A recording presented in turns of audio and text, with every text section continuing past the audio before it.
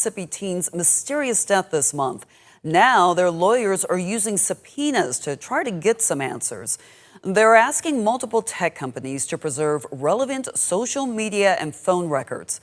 It's still unclear how Wells's body ended up on the shoreline of a coastal island 2 days after a boating trip with friends. His cause of death is undetermined, according to an independent autopsy. The state autopsy reportedly is complete, but the results are not yet public. We are begging, if anyone knows anything, his friends, strangers, please call the hotline, because we will not be able to rest until we get answers. The heat on the Mississippi Gulf Coast in early July is heavy, almost oppressive. It sits over the water like a thick veil, masking the sudden shifts in current and tide that turn a picturesque sanctuary into a desolate trap. On July 4th, hundreds of young adults gathered on the sun-bleached sands of Horn Island, an isolated barrier strip off the coast of Jackson County, Mississippi. Among them was 19-year-old Nolan Wells, vibrant, full of life, and looking forward to celebrating the holiday surrounded by friends, music, and the open Gulf. But by nightfall, as the fireworks faded across the horizon, Nolan had vanished into thin air. Days later, when his body was pulled from the Gulf of Mexico, what initially appeared to be a tragic drowning quickly dissolved into a tangled web of contradictions, questionable timelines, and suspicious silence. The official state autopsy has now been completed by the Mississippi State Medical Examiner, yet the findings remain shielded behind closed doors, held in high security as law enforcement prepares to present their investigative file to a Jackson County grand jury.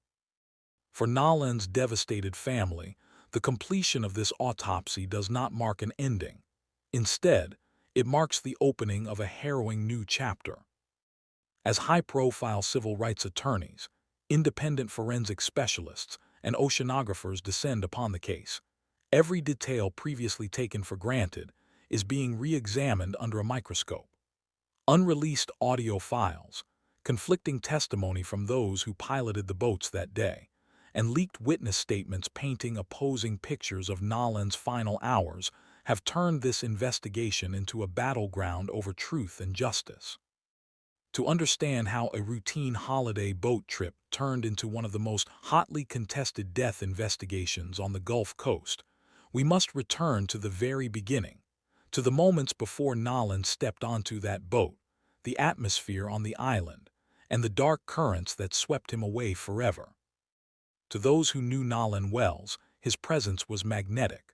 Raised on the Mississippi coast, he was known for his warmth, his tight-knit bond with his family, and a bright future that lay ahead of him. When the 4th of July arrived, Nolan joined a group of young adults embarking on what was meant to be an ordinary summer tradition, taking to the water and anchoring near Horn Island. 3 vessels made the trip across the Sound, carrying a wide circle of friends and acquaintances.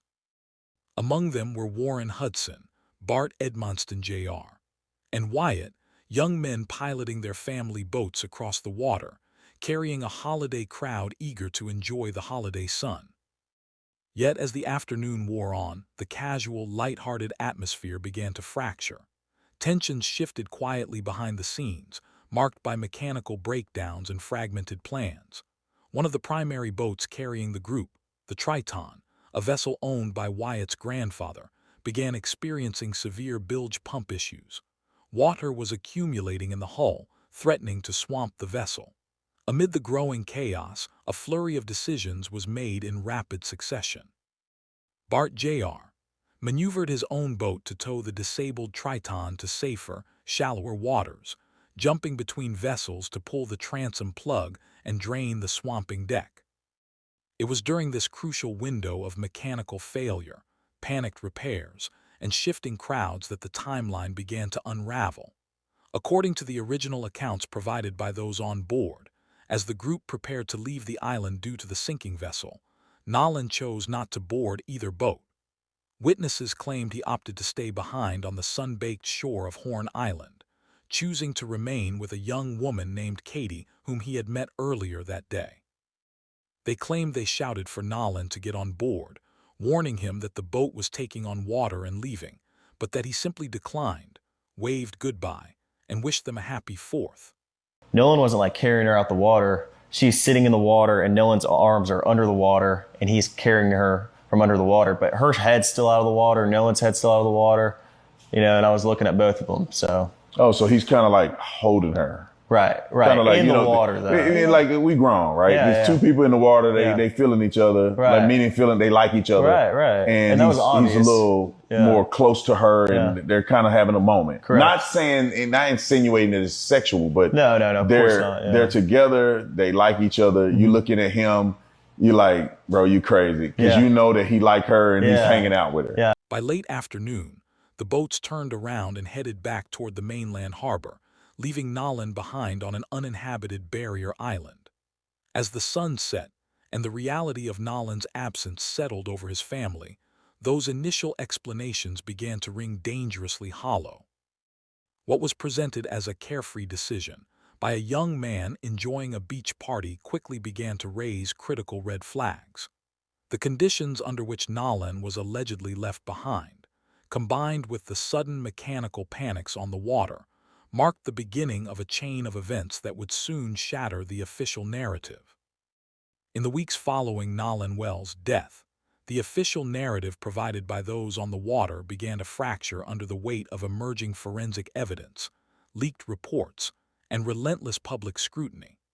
What was initially framed as an unfortunate accident or a voluntary decision to remain on an isolated island quickly transformed into a complex investigative puzzle filled with glaring inconsistencies. The first major rupture in the story came with the disclosure of crucial digital and audio records. A distress call placed to the Department of Marine Resources, commonly referred to as the SETO call, was made from one of the malfunctioning vessels during the height of the crisis. While initial reports claimed the call merely documented a routine mechanical emergency involving a swamping boat, independent forensic audio experts were soon brought in to analyze the recording. Using specialized frequency isolation and filtering techniques to remove the low-frequency rumble of boat engines and high-frequency wind noise, investigators targeted the human vocal range embedded in the background. What emerged from the enhanced audio sent shockwaves through the community. Faint, muffled background conversations were detected, voices that independent analysts suggested sounded like individuals discussing the unfolding crisis in real time, mentioning names and frantic maneuvers. While defense representatives and attorneys for the young men present insisted the audio was garbled, doctored, or misconstrued by internet speculation, the presence of the recording forced law enforcement and independent legal teams to take a far closer look at what actually transpired on that deck. At the same time, severe contradictions began to surface regarding the claim that Nolan stayed behind to spend the evening with Katie. Photographs surfaced from other beachgoers on Horn Island showing Katie in a distinct blue bathing suit on board a completely different vessel, miles away from Nolan during the late afternoon hours. Time-stamped images captured her at 5:24 p.m., 5:35 p.m., and past 6:00 p.m. surrounded by her own group of friends. Statements from her family later confirmed that Katie barely knew Nolan, had only spoken to him briefly on the beach, and had returned home by car after her boat docked at the mainland harbor. The claim that Nolan voluntarily chose to remain isolated with her was entirely dismantled by the photographic timeline. As public outrage grew, leaked information from confidential witness files began appearing in media outlets, alleging that Nolan had consumed heavy amounts of alcohol before his disappearance. Yet, these claims were leaked long before official state toxicology reports were ever completed or released to his family. To civil rights advocates and Nolan's loved ones, this selective leaking felt like a deliberate attempt to malign Nolan's character and shift blame onto the victim before the true cause of death could even be established. Determined to uncover the truth, civil rights attorney Ben Crump and Nolan's family assembled a team of independent specialists. A forensic oceanographer was retained to analyze the specific tide cycles, wind patterns, and water currents surrounding Horn Island, questioning whether Nolan's body could have naturally washed ashore at the location where it was ultimately discovered, or if human intervention had taken place. Meanwhile, an independent autopsy conducted by Dr. Roger Mitchell revealed a focal area of soft tissue discoloration on the back of Nolan's head, a finding that could not rule out non-accidental trauma, leaving the preliminary cause of death officially undetermined. He says, however, dissection of the back of the head during the layered posterior neck dissection revealed a 12 by 8 inch focal area of red discoloration in the deep soft tissues overlaying the occipital bone. And every piece of new evidence seemed to raise more questions than answers, drawing the nation's focus tighter onto the mysterious final hours on Horn Island. As public pressure mounted across the Gulf Coast, the investigation surrounding Nolan Wells transformed into a battleground of competing narratives, legal maneuvers, and high-stakes financial incentives. With internet investigators scrutinizing every piece of leaked media, those who were present on the water that July 4th afternoon found themselves thrust into an intense public spotlight, forcing families on both sides to take decisive legal action. Defending their sons against what they described as wild internet rumors and character assassination, the families of Bart Edmonston Jr. and Warren Hudson stepped forward to forcefully assert their innocence. Bart's mother publicly addressed the viral speculation, clarifying that her son had only been home in Ocean Springs for a few days from college football training. She maintained that Bart Jr. had operated his own vessel responsibly, stepped in solely to render aid to a sinking boat, and possessed no knowledge of any harm coming to Nolan. Her legal representation echoed these sentiments, pointing out that Bart Jr. had fully cooperated with law enforcement from day one, voluntarily handing over his cell phone, GPS navigational data, and boat records without requiring a search warrant. In a dramatic move aimed at proving transparency and shifting the narrative, Dr. Benjamin Hudson, the father of Warren Hudson, stepped forward with a substantial gesture. He officially announced a $50,000 cash reward for any verified information, leading to an arrest and conviction in connection with Nolan's death. The reward joined financial pledges from national figures, including high-profile celebrities and civil rights advocates, who had collectively put up funds to compel silent witnesses to step forward. Yet the announcement of the $50,000 reward cut both ways in the court of public opinion. To supporters, it was proof positive that Warren Hudson and his family truly believed in his innocence and were desperately searching for answers alongside the rest of the community. To skeptics and legal observers following the case closely, the timing raised additional questions. Coming on the heels of newly analyzed audio recordings and impending grand jury proceedings, some questioned whether the reward was a calculated move to manage public perception and demonstrate complete cooperation before formal indictments could even be considered. Behind the scenes, formal legal battle lines were drawn. On the very day of Nolan's funeral, legal representatives for the Wells family issued spoliation letters to the families of the young men on board the boats.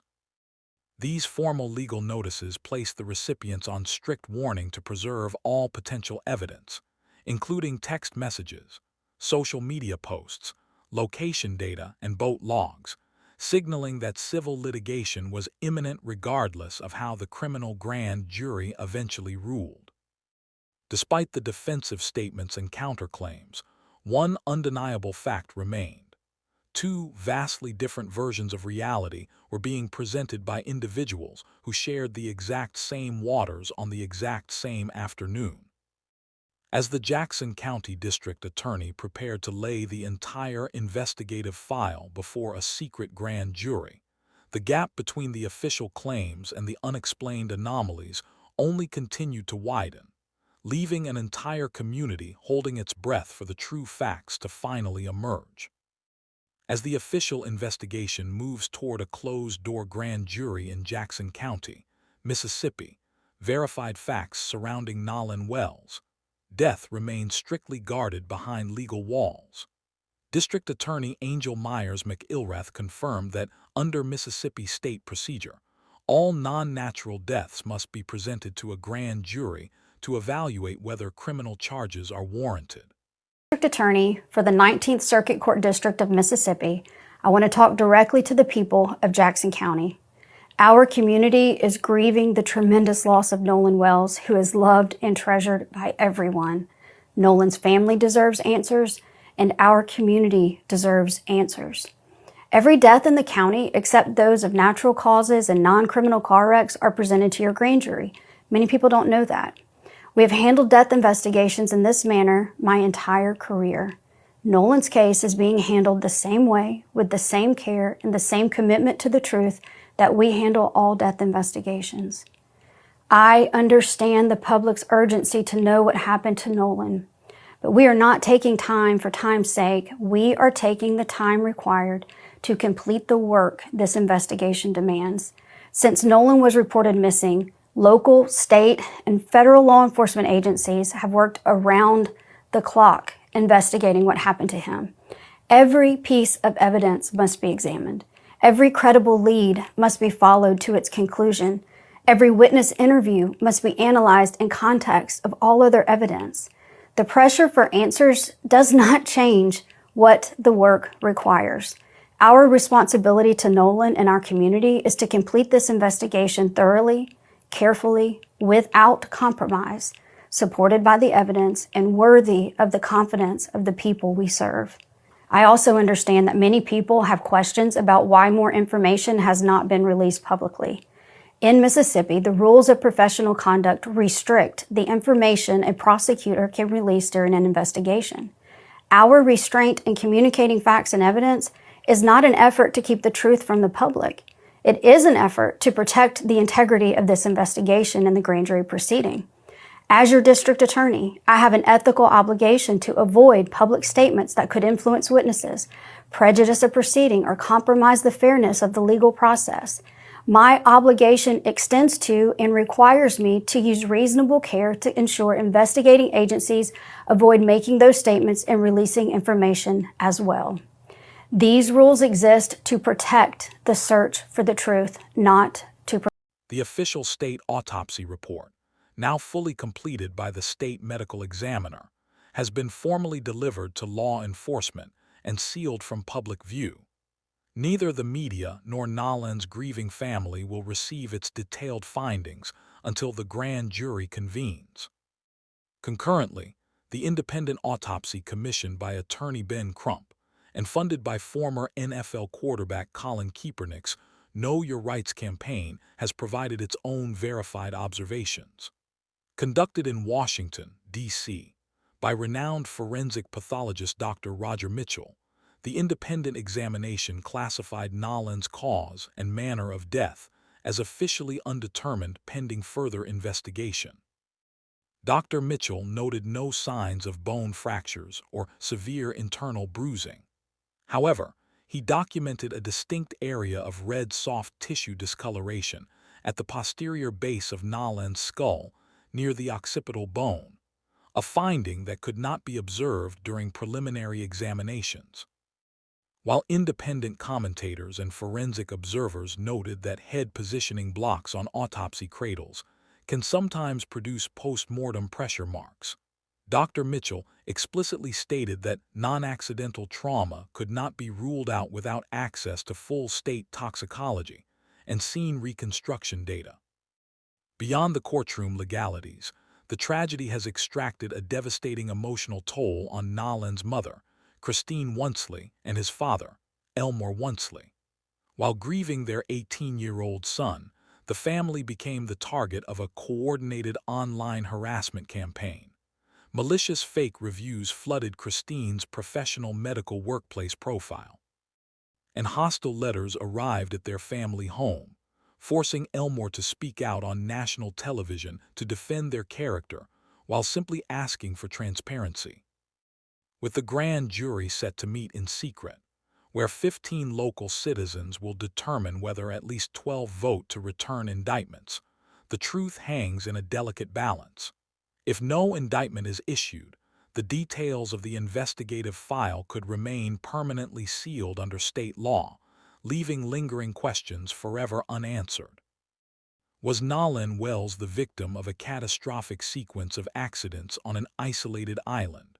Or does the evidence hide a darker truth that only a trial can expose?